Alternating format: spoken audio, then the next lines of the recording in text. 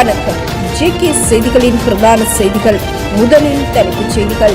நாட்டில் 2.6 லட்சம் குழந்தைகள் பாடசாலைக்கு செல்லவில்லை என அறிவிப்பு. 11 பேர் கடத்தப்பட்ட சம்பவம் தொடர்பில் முன்னாள் கடற்படை தளபதி மீது வழக்கு. தன்னை கைது செய்வதை தடுக்குமாறு முன்னாள் போலீஸ் அதிகாரி கோரிக்கை. பசியினால் முந்திரியம்பழம் பறிக்கச் சென்றவர் சுட்டுப் படுகொலை. கையடக்க தொலைபேசி தகராறு காரணமாக மனைவியின் கையை வெட்டிய கணவர் தொடர்பில் விசாரணை. சங்கீத் சென்னை விடுவிக்காவிடில் வடக்கு கிழக்கில் பாரிய போராட்டங்கள் முன்னெடுக்கப்படும் என ஸ்ரீதரன் எச்சரிக்கை. இயக்குனர் பாரதி ராஜாவிற்கு முழு அரச மரியாதை வழங்கப்படும் என தமிழக முதல்வர் அறிவிப்பு. இயக்குனர் இமயம் பாரதி ராஜா உடல்நலக்குறைவு காரணமாக சென்னையில் தனது 84வது வயதில் இன்று காலமானார்.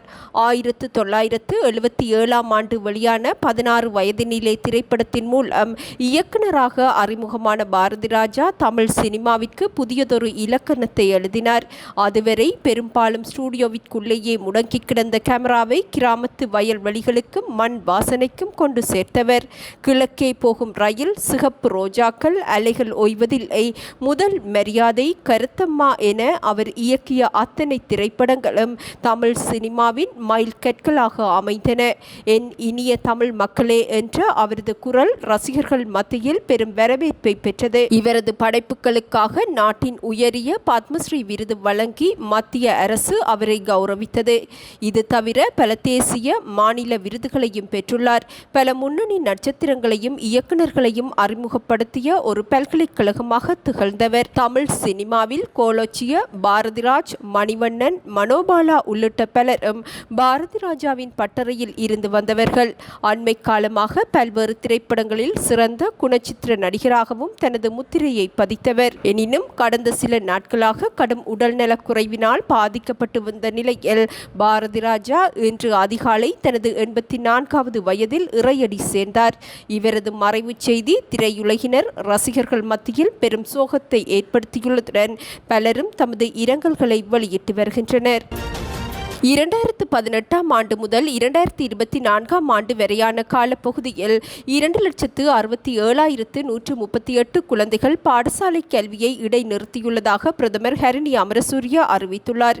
நாடாளுமன்றில் எழுப்பப்பட்ட கேள்விக்கு பதிலளிக்கும் போதே பிரதமர் இதனை தெரிவித்தார்.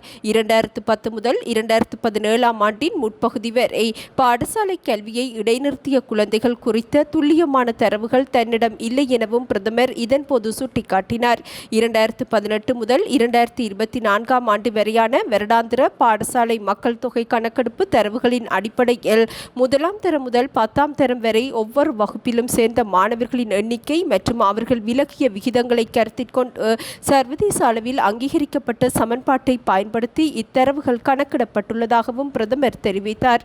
இதற்கமைய பாடசாலை கல்வியை இடைநிறுத்திய குழந்தைகளின் எண்ணிக்கை 2018இல் 38,839 எனவும் 2019இல் 41,503ஆகவும் 2020ஆம் ஆண்டில் 32,540ஆகவும் 2021ஆம் ஆண்டில் 25,492ஆகவும் 2022இல் 52,596ஆகவும் 2023ஆம் ஆண்டில் 50,345ஆகவும் 2024ஆம் ஆண்டில் 25,823ஆகவும் பதிவாகியுள்ளதாக பிரதமர் சுட்டிக்காட்டினார்.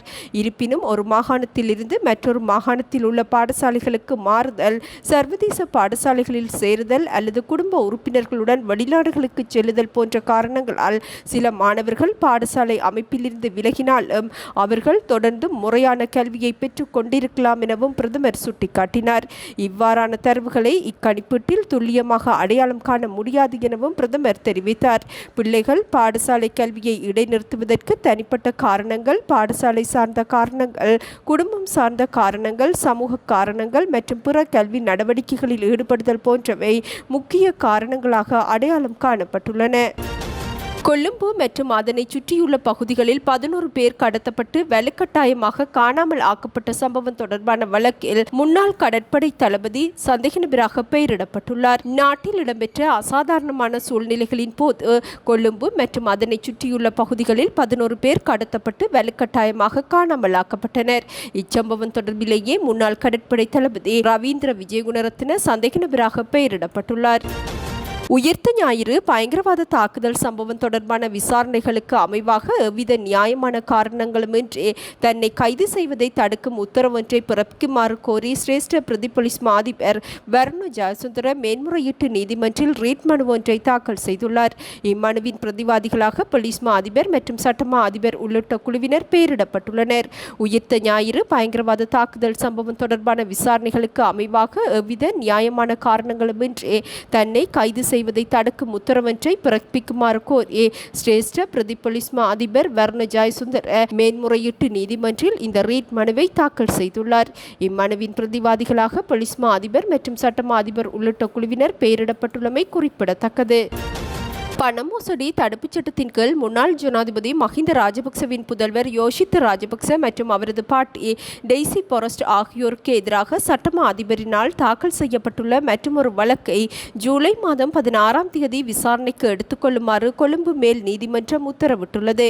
இந்த வழக்கு இன்று கொழும்பு மேல் நீதிமன்ற நீதிபதி ரஷ்மி சிங்கப்புலி முன்னிலையில் விசாரணைக்கு எடுத்துக்கொள்ளப்பட்ட போதே இந்த உத்தரவு பிறப்பிக்கப்பட்டது.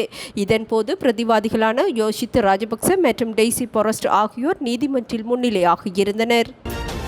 மாகாண சபை தேர்தலை பிற்போடுவதற்கு அரசாங்கம் எவ்வித நடவடிக்கைகளையும் எடுக்கவில்லை என பிரதமர் ஹரிணி அமரசூரிய அறிவித்துள்ளார். நாடாளுமன்ற உறுப்பினர் ரவி கருணாநாயக்க எழுப்பிய கேள்விக்கு பதிலளிக்கும் போதே இன்று பிரதமர் இவ்விடயத்தை குறிப்பிட்டார்.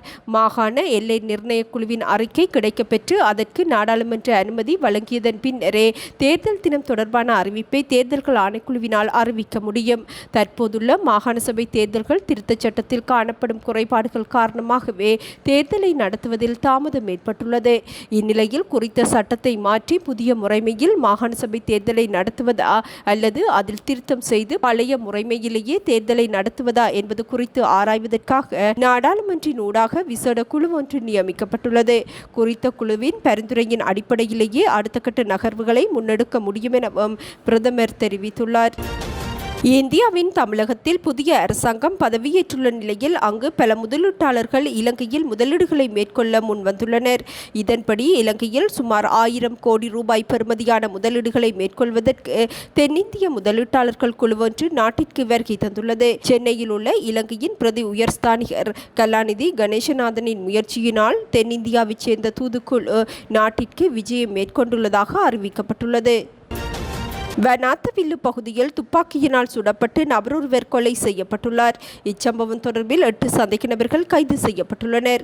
நேற்று முன்தினம் அதிகாலை 1:30 மணியளவில் வனாத்தவில்லு கதிரவு பகுதியில் உள்ள முந்திரி தோட்டம் ஒன்றில் இத்துப்பாக்கிச் சூட்டு சம்பவம் இடம்பெற்றுள்ளது. இத்துப்பாக்கிச் சூட்டில் அத்துக்கோரலகே பிரதீப் சுதாந்த என்ற 38 வயதுடைய நபர் உயிரிழந்துள்ளார். சிலாபம் பெருந்தோட்ட நிறுவனத்திற்கு சொந்தமான கரதீவு பகுதியில் அமைந்துள்ள முந்திரி தோட்டம் அறுவடைக்காக நபர் ஒருவரால் குத்தகைக்கு எடுக்கப்பட்டது.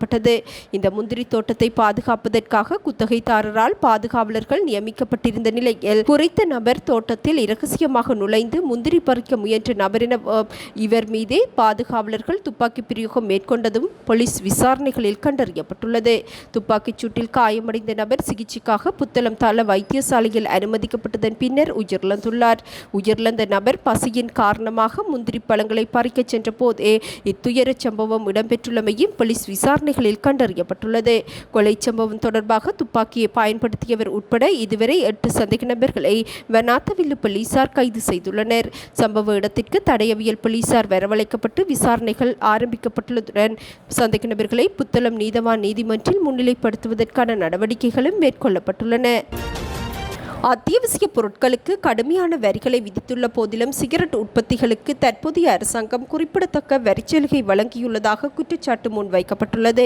நாட்டின் அனைத்து அத்தியாவசிய பொருட்கள் மற்றும் சேவைகள் மீதான வரி விகிதங்கள் அதிகரிக்கப்பட்டு பொதுமக்கள் கடுமையான அழுத்தத்திற்கு உள்ளாகியுள்ள நிலையில் 2026ஆம் ஆண்டில் சிகரெட்டுகளுக்கு மாத்திரம் 17.3 பில்லியன் ரூபாய் விசேட வரிச்சலுகையை அரசாங்கம் வழங்கியுள்ளதாக வெரிட்டே ரிசர்ச் நிறுவனத்தின் நிர்வாக பணிப்பாளர் கலாநிதி நிஷா நிஷான் டி மெல் தெரிவித்துள்ளார்.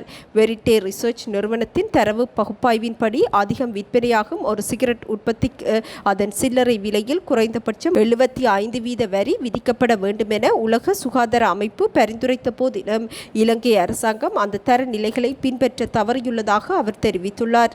2018ஆம் ஆண்டில் இருந்து ஒப்பிடுகையில் தற்போது நாட்டில் சிகரெட்டுகள் மீதான வரி விகிதம் 66.8% குறைவடைந்துள்ளதாகவும் கலாநிதி நிஷான் டி மெல் தெரிவித்துள்ளார். குறிப்பாக நாட்டின் பெறுமதி சேர் வரி, சமூக பாதுகாப்பு வரி மற்றும் பிற மறைமுக வரிகள் பெருமளவில் அதிகரிக்கப்பட்ட போதிலும் சிகரெட்டுகள் மீதான வரிச்சுமை 7.6% குறைக்கப்பட்டுள்ளது. உடல் நலத்திற்கு தீங்கு விளைவிக்கும் புகையிலை தொழிலுக்கு வரிச்சலுகை வழங்கியுள்ளதன் காரணமாக அரசாங்கம் பெரும் வரி வருமானத்தை இழந்துள்ளதாகவும் பொதுமக்கள் இதனால் பெருமளவில் பாதிக்கப்பட்டுள்ளதாகவும் அவர் சுட்டிக்காட்டியுள்ளார். பொலனறுவையில் கையடக்க தொலைபேசி தகராறு காரணமாக கணவர் தனது மனைவியின் கையை வெட்டியுள்ளார்.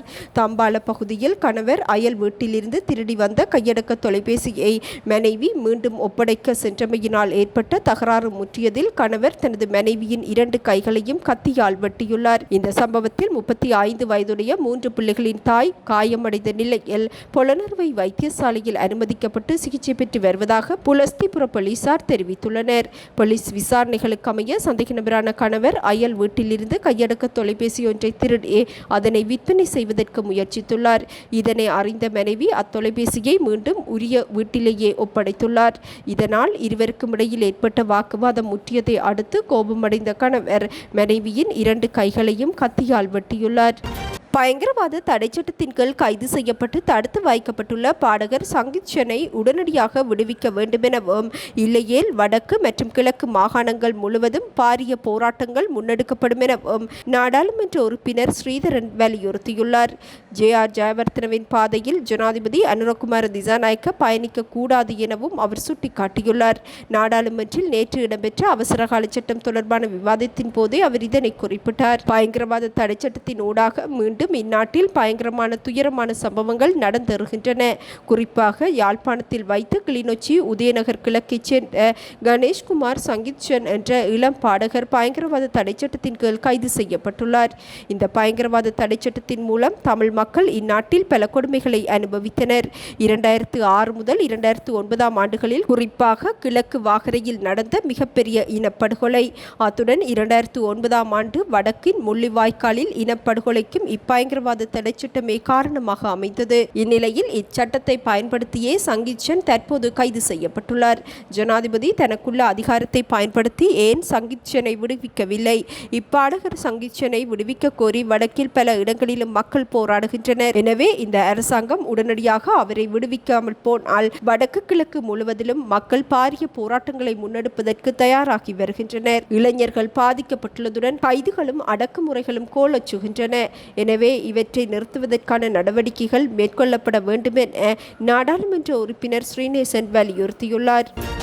தமிழ் திரையுலகின் முன்னணி இயக்குனரான பாரதிராஜா இன்று அதிகாலை காலமான நிலையில் அவருக்கு முழுமையான அரச மரியாதை வழங்கப்படும் என தமிழக முதல்வர் விஜய் அறிவித்துள்ளார்.